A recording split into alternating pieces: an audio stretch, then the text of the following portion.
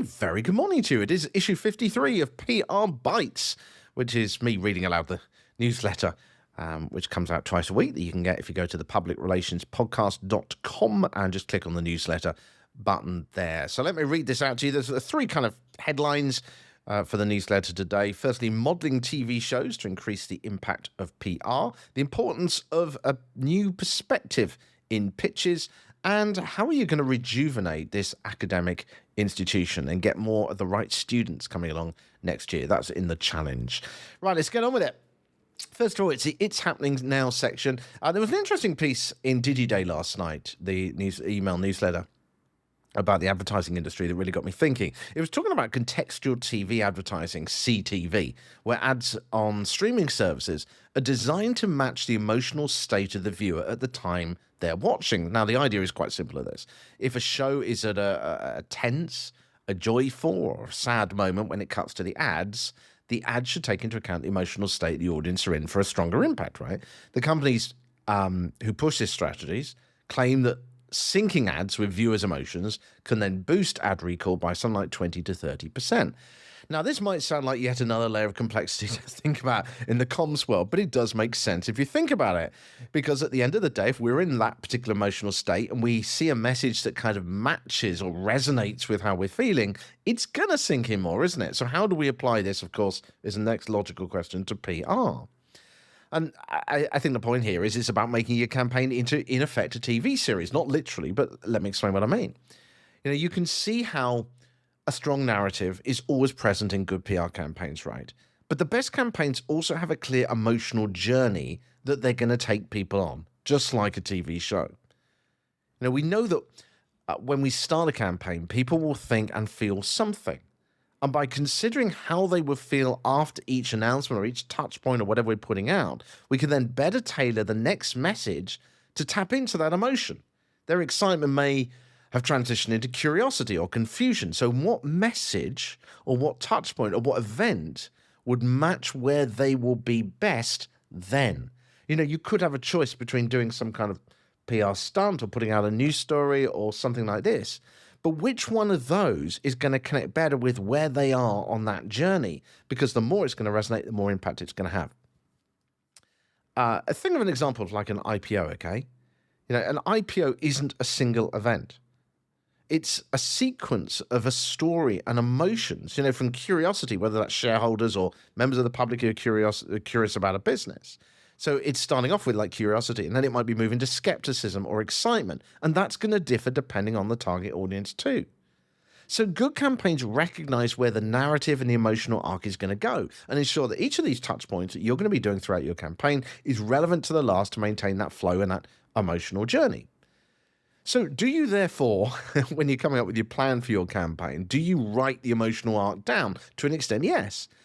But TV shows, of course, get to control one other big thing that we don't in comms, and that is that they get to control the environment, you know, with the soundtrack and lighting. On the other hand, we need to consider that our story is happening in a wider context of our target audience's lives. You know, so as our campaign is running, these people will be going through other emotional triggers outside of the lighting and the music. You know, maybe the national team is going to win big and they'll be happier next Thursday because they support the national team. Maybe it's February and you're in the Northern Hemisphere and we know they're going to be gloomy and all that rainy weather. We can control the story and the emotions we want to put out, but with PR, the events in their lives are going to create the soundtrack and the lighting. So we need to consider what those will be as well. The point the article makers make clear here, though, is that if we can tap into these emotions and the emotional journey, we're going to boost the effectiveness of our campaign. The article also reminded me of Plutchik's Wheel of Emotions. Now, if you haven't heard of this before, I completely forgotten about it, to be honest. I read about it in the past and just didn't think about it much. But it was quite interesting. I quickly Googled it, and you'll find it very quickly if you Google again. You'll find it's a very simple chart. And it basically takes you through the range of emotions that people can kind of go through. And it helps you to kind of visualize how to plan the journey that you want people to go on. It's a very simple tool. Just have a quick Google and you will find it. So summing up, if the researchers are right, then the goal of a good campaign should be to not just deliver a story, which of course we want to put across, but to deliver a story that is embedded in a narrative arc. You know, in effect, we're trying to turn our campaign into a TV show. our TV series. And if we get that right, and the proponents' figures are true, of course, we might see a 20-30% boost in engagement, and that could have a huge impact on the success of a campaign. Okay, what else did I have in the newsletter? The updates section. Oh, this was it. I was asked to do a piece for another podcaster the other day on his website. And it was about being a guest on podcasts and how to be a good interviewee. And he asked me to record a short soundbite, but it turned into an impromptu masterclass that I did. Thanks to obviously my background as an interview on radio news. And I think I shared something like 8 strategies to make yourself or your boss or your client a compelling interview guest.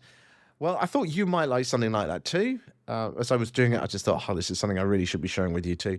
So I'm going to record something for you next week. I'll make a couple of changes just so because I made it relevant to his audience.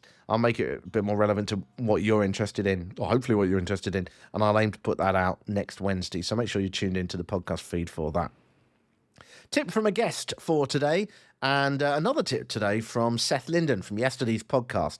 Seth Linden is from the New York PR firm Dukas Linden PR, and I was chatting to him the other day, and I released a recording yesterday. And frankly, this tip doesn't need much analysis. I will literally read what he said. He said, you need to have some sort of new perspective. And if you don't have a new perspective, then you at least need to have an insight that matches what's going on in the news. Sometimes, particularly with entrepreneurs, they're very excited about their idea, but they don't connect that idea to the broader universe of what's going on in the world. So if I tell you I've created a great widget, unless I can explain what that widget does to address a broader problem and the distinction between that widget and every other widget that does something similar, you lose the audience very quickly. There's the quote from Seth Linden. And if you didn't hear the episode, then you're listening to the podcast feed, go back one episode and you'll find that chat with Seth. In the newsletter, I put a link to it as well if you get the newsletter too. Right, finally, the PR puzzle for today. Just a fun little PR puzzle to think about, whether you're on the train or in the car or whatever. Have a think about this, okay? Just imagine that you have been hired for a PR role at a university, and your mission, or what your bosses there are asking you to do, is to attract more high-quality candidates for the next academic year. Now, the challenge, however, is that the competition in the academic world is becoming increasingly fierce. So how do you do this? How do you attract these good candidates? The institution's quite traditional, so they don't want any quirky ideas. They want to use the resources that the university already has. And even if we don't work at academic institutions, I think we can kind of imagine the kind of things that they do have, because chances are that most of you probably have been to university, and if not, you went to the University of Life. I've learned quite a lot from that too. As always, you have 2 paths to choose from. So which one are you going to go for here out of the 2 options I've got for you? Option 1, you launch a year-long series of events that includes free lectures, workshops, and a series and sessions with some of the best lecturers as well as guest speakers. These events are designed to help prospective students prepare for their exams at their previous institutions where they currently are and showcase what the university does. So is it going to be that year-long series of events with free lectures and workshops and sessions? Or option 2, you set up an alumni mentorship program.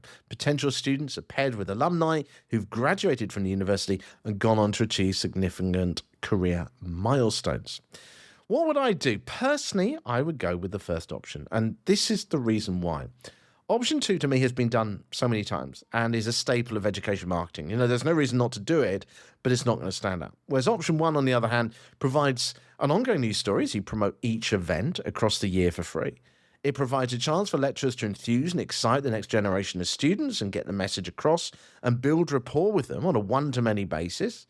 It helps students prepare for their current exams and reduce stress, which makes a news story too. And it touches on another point in the brief. It allows you to, in effect, interview good potential candidates and build rapport with them in advance. I mean, yes, this idea is going to take work, but the news value and the value to the other goals of getting good candidates coming in makes a lot more sense to me. I should say, by the way, actually, I was commenting about the University of Life. I don't know whether I ever shared this with you. But I have no formal journalist training at all. I actually fell into journalism. Maybe I'll tell you the story another time. But I fell into it, and I had no legal and no journalist training. And when I turned up at one particular outlet, which was a massive outlet in the UK, and I'm still convinced the reason this happened was because I was the oldest person in the room at the time. I was put on the editor's desk after just, I think, a few weeks of being there. And I had all these really experienced journalists who were in the team, and I was meant to lead them. And they all had training. They'd all been to journalism university and college and done all this, and I had none at all.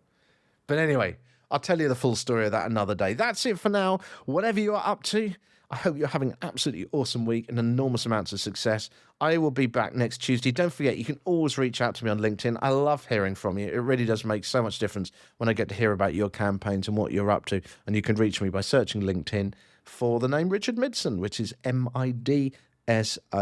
Have an awesome rest of your week and a great weekend.